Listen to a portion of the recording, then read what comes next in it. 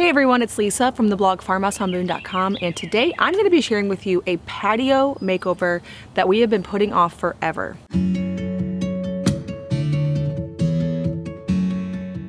I don't know why we didn't do this last summer. Turns out it was a really easy project the way we did it. We had been wanting a backyard space to enjoy barbecuing, a fire, place to sit, place to eat for so long, and I had big grand plans of changing the back of the house so that there would be French doors that led out into a patio area. And really, when it came down to it, the plans were so big that we kept putting it off, and I decided that we needed to just work with what we have. Luke and I looked at it and thought, you know what, we could probably do something pretty simple that would allow us to enjoy this space over a weekend, and that's exactly what happened. Before we started this project, we had a pile of leftover flagstone from our sidewalk project that we did last summer/fall. It was just sitting there and we weren't sure what we were gonna do with them. They were just left over from whenever we got those done. We overestimated the amount that we needed, and so Luke and I decided that it would be really cool to just outline a little space in the back. I walked it off, we both kind of explained what we were thinking,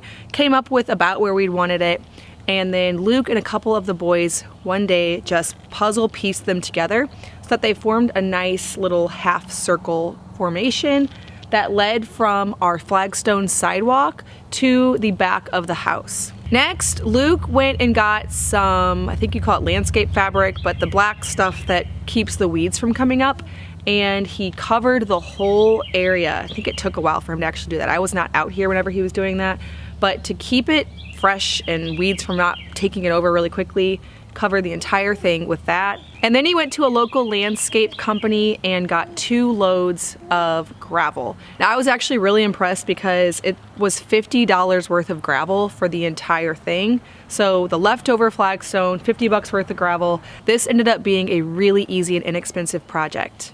Now after that was done, it was time to add in some decor. Now I partnered up with Walmart for this purpose. Walmart is the perfect place to go for sprucing something up this spring. For us, we wanted to enjoy the outdoor area. I went to Walmart and found plants for this space. Smell good? Yes. Ooh, that's looking pretty, Micah. We're gonna have fun planting this, aren't we? Yeah. I also found an assortment of planters. I went in thinking, okay, I'm gonna get a couple of planters. I ended up grabbing 4 large planters so that I could place ferns throughout the whole space to add life and color. Now, when I shop Walmart, I especially like to look out for some of their favorite brands that I love, one of which is Better Homes and Gardens. That was actually my favorite brand throughout this entire makeover, from the black and white striped patio umbrella to the fire pit, to the pillows. I actually found very inexpensive block print pillows from Walmart, and then many of the planters as well. Walmart is a great place to go for low cost, budget friendly options that are beautiful and functional. We are absolutely loving the pieces that we added to make this patio makeover beautiful. It's really those finishing touches that brings it all together.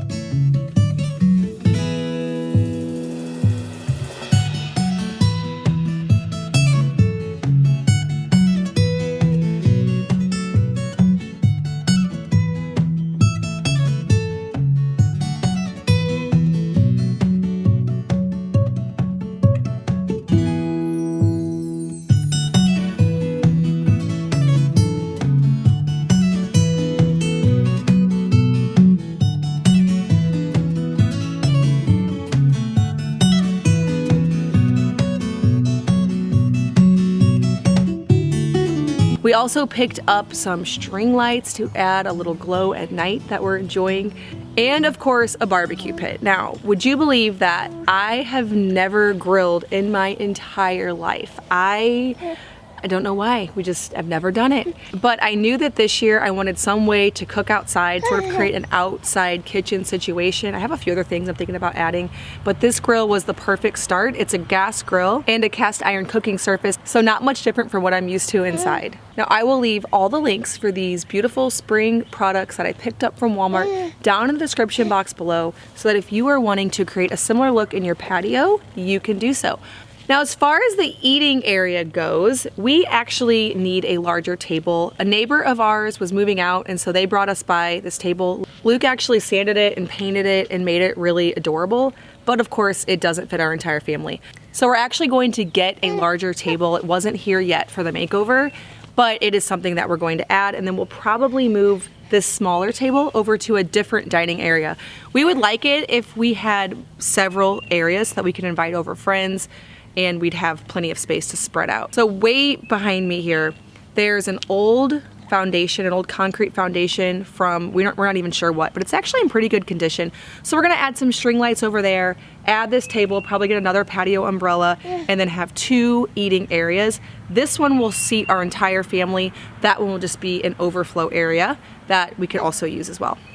For the furniture around our cute little fire pit, we just grabbed stuff that we had around the property. So we had an old bench. I don't remember where we got it. I think Luke picked it up somewhere from somebody who was getting rid of it. It was sitting by the garden, but not in an area that we really ever sit, so we drug that over here. We also had a wooden chair that we pulled out of the barn. We drug that over here. And then we had a little Adirondack chair that also a neighbor was getting rid of that we painted. So it's kind of collected at this point. I had my eye on a few wicker patio sets, but I actually am liking the way that this turned out. I really tied it together with a couple of pillows. Now, of course, those won't be out here all the time. I'm not used to having a patio area where you have to bring in the pillows, but that is something that we'll have to do. But either way, I feel like the wood, the white, and the black, it all kind of works together with everything, and it's looking really sweet. Now, in addition to the gravel area, we also collected some more rocks and a few broken flagstone pieces from around the property and outlined a little bed by the house, filled it in with mulch, and then planted a couple hostas and mums. And then by the garage, we did the exact same thing. We have so many random rocks. I don't know if that's just a thing when you have 7 acres, you just collect random stuff.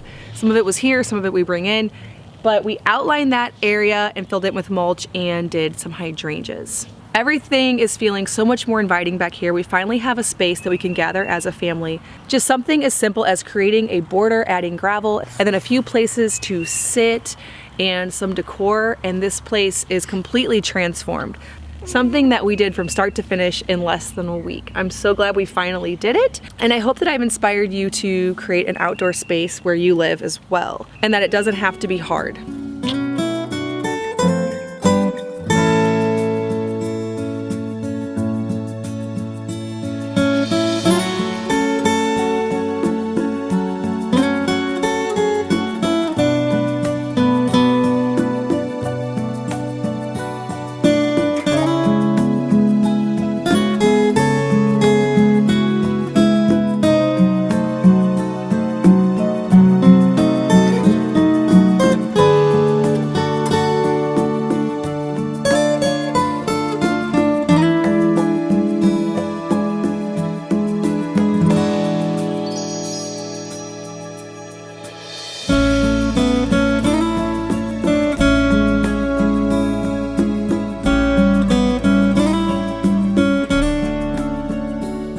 Thanks again to Walmart for sponsoring today's video. Don't forget to check out the links down in the description box for the products that I use to make over our backyard patio.